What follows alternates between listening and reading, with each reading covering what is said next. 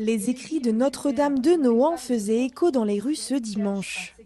Et pour empêcher la femme d'accaparer par sa vertu l'ascendant moral sur la famille et sur la maison, l'homme a dû trouver un moyen de détruire en elle le sentiment de la force morale. Le nom de George Sand a encore une fois résonné dans la commune de La Châtre. À l'occasion des 150 ans de sa disparition, une commémoration était organisée au square George Sand.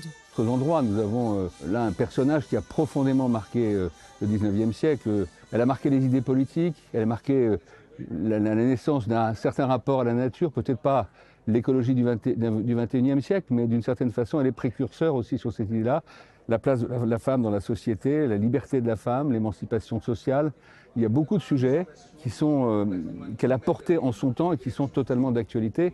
Et c'est aussi pour cela que nous sommes réunis, pour le dire. C'est pour dire, George Sand, tu es toujours là et on continue à porter cette image et ce que tu nous as laissé. George Sand fait partie de notre vie. C'est très important de le signifier aujourd'hui. Plus de 200 personnes venant de différentes régions se sont réunies pour célébrer la romancière et parmi eux, certains se sont déplacés de leur Creuse natale. Donc on est venu à La Châtre pour l'événement du jour, parce que ma femme est passionnée de George Sand et qu'elle m'a un peu inoculé le virus. Je pense que c'est un modèle de liberté de pensée et de vie d'artiste. Donc pour moi, c'est important aussi.